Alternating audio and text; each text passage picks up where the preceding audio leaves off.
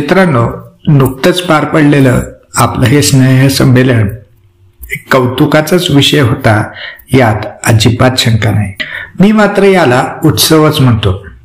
उत्सव यासाठी की यामध्ये, या सोहळ्यामध्ये, या उत्सवामध्ये एक कौतुक, एक उत्सुकता होती, ओढ होती आणि आनंद होता, जिव्हाळा होता. म्हणूनच मी याला एक आगळा वेगळा उत्सव असं समजतो. या उत्सवाच्या यात्रेतील मी एक भोगता, ज्याने तो आनंद पाहिला आणि टिपला देखील. तो आनंद जो तुम्हा सर्वांच्या चेहऱ्यावर अगदी ओसंडून वाहत होता. मी हे टिपलं, याहून थोर समाधान ते काय नाही का? उत्तम नियोजन, उत्तम अशी व्यवस्था, त्याबद्दल सर्व नियोजनकर्त्या मित्रांचे खूप आभार आणि त्यांचे अभिनंदन देखील.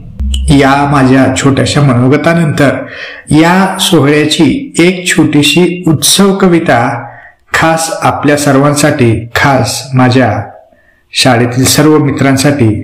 कवितेचं शीर्षक आहे शाळा एक उत्सव. इतक्या सालाने सगळी मित्रमंडळी एकाच वर्गात जमली होती. इतक्या सालाने सगळी मित्रमंडळी एकाच वर्गात जमली होती.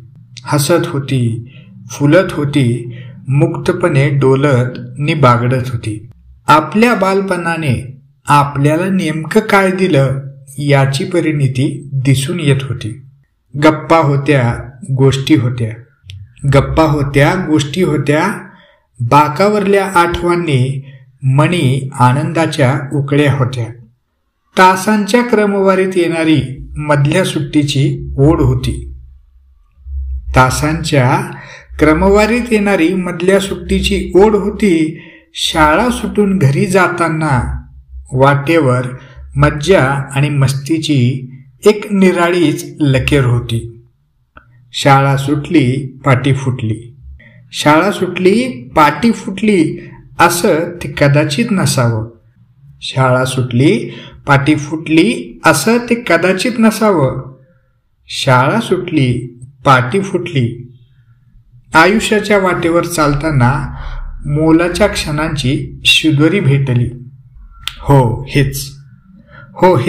हेच कदाचित यामागचं खरं खरं गुपित असावं.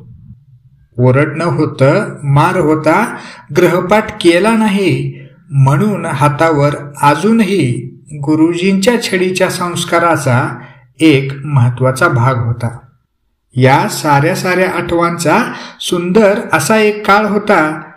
चुकीच्या मार्गावर चालू नये म्हणून आमच्या त्या भविष्यात एक शाळा नावाचा धाक होता. या साऱ्या आठवांचा सुंदर असा एक भाग होता. या साऱ्या आठवांचा सुंदर असा एक भाग होता. बालपणींच्या लोभस क्षणाने फुललेला अतिव मोलाचा शाळा नावाचा एक उत्सव होता. शाळा नावाचा एक उत्सव होता.